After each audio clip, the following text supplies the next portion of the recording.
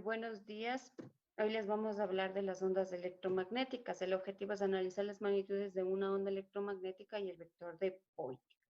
Maxwell fue el físico escocés quien le demostró al mundo que la electricidad y el magnetismo no eran sino las dos caras de una misma moneda.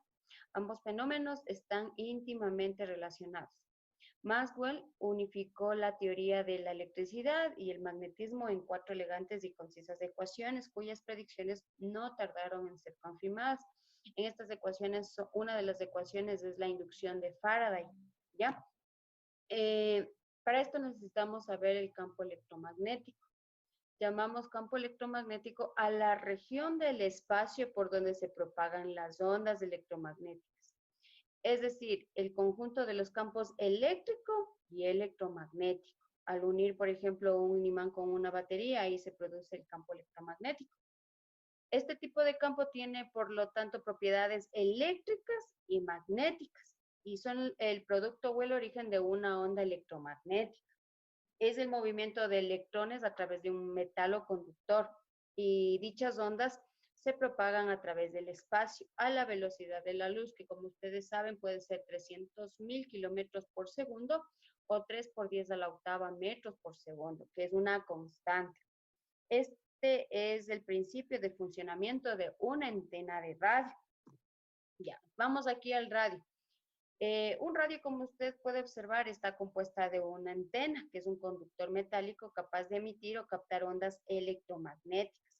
Existen dos tipos de antenas: la que emite la señal, la que puede generar las ondas electromagnéticas y emitirlas o propagarlas, y la antena receptora, que es la que hace lo contrario, convierte las ondas electromagnéticas que recibe en señales eléctricas variables.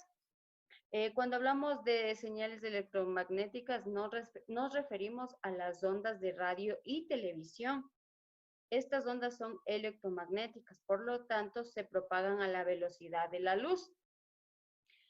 La transmisión de estas señales o de estas ondas pueden ser de una antena emisora hasta una antena receptora, como usted puede observar aquí.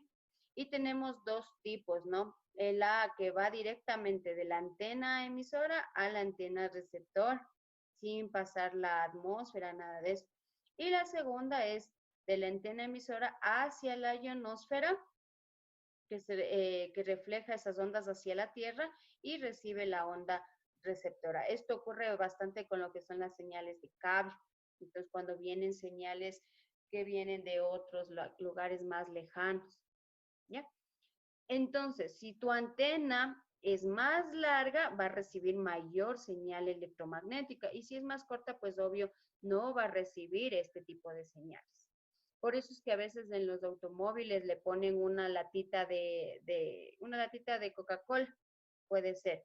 Esto hace que agrande la señal, que pueda recibir todas las señales de radio con más intensidad. Las ondas se pueden clasificar dependiendo el espectro electromagnético, ¿ya?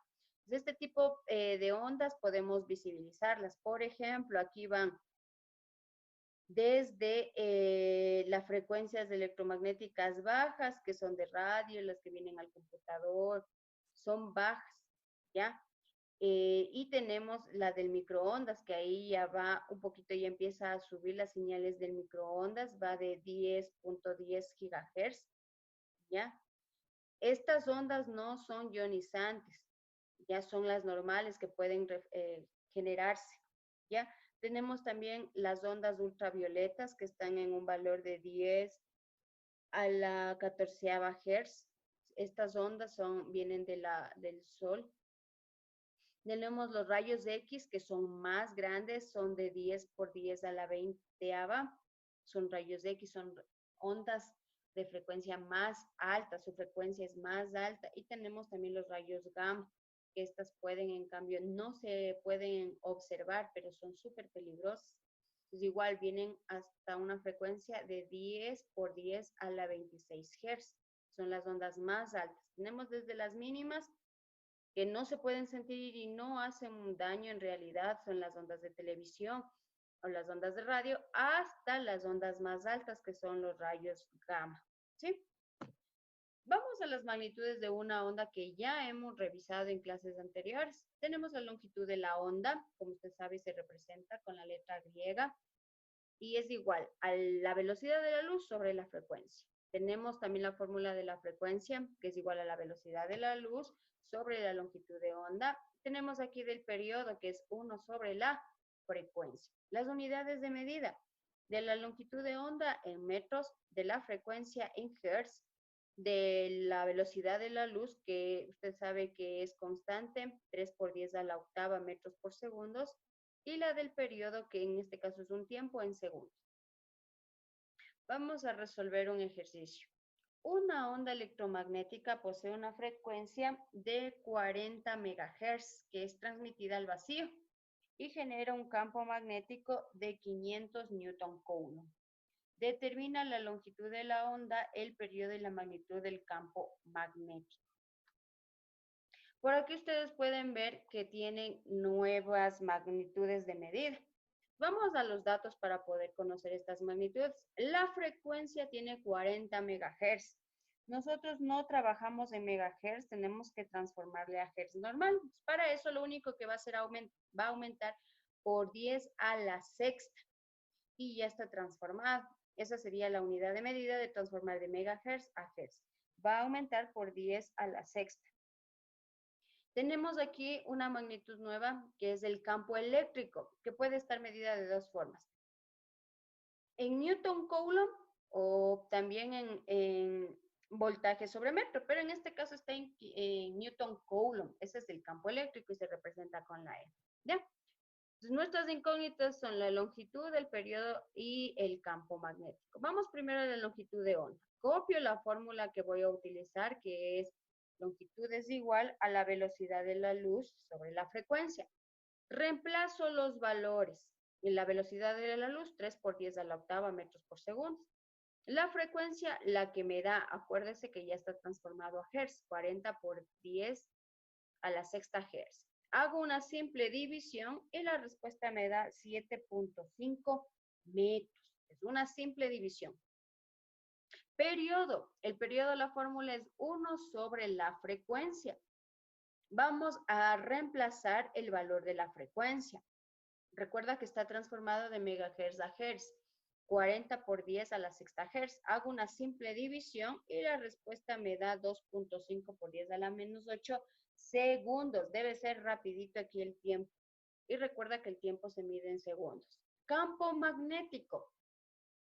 El campo magnético, la fórmula, que es nueva para ustedes en este caso, es el campo eléctrico, que es la E, sobre la velocidad de la luz. E, campo eléctrico, C, velocidad de la luz. Vamos a reemplazar los valores.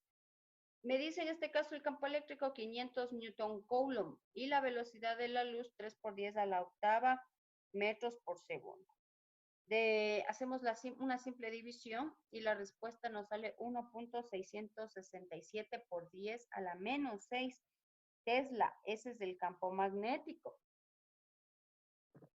Vamos a ver también el vector de Poynting. El vector de Poynting es un vector cuyo módulo representa la intensidad instantánea de energía electromagnética y cuya dirección y sentido son los de propagación de la onda electromagnética, representado en función del campo eléctrico y magnético. En este caso, entonces, es la interacción entre el campo eléctrico y el campo magnético. La fórmula, como usted puede observar en este caso, campo magnético es igual a la velocidad de la luz sobre 4pi por campo eléctrico y por campo magnético.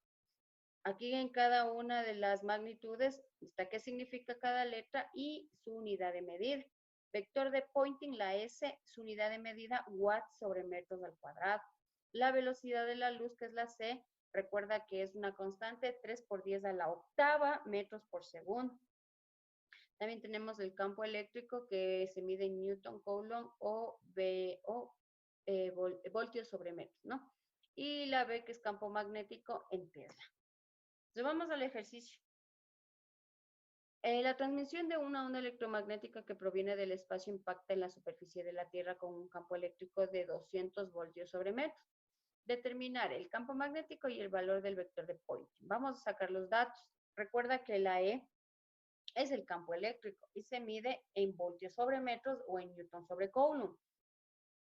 En este caso está en voltios sobre metros. La C, que es la velocidad de la luz, que no me da como dato, pero en ondas electromagnéticas su velocidad es similar al de la velocidad de la luz. Entonces, 3 por 10 a la octava metros por segundo.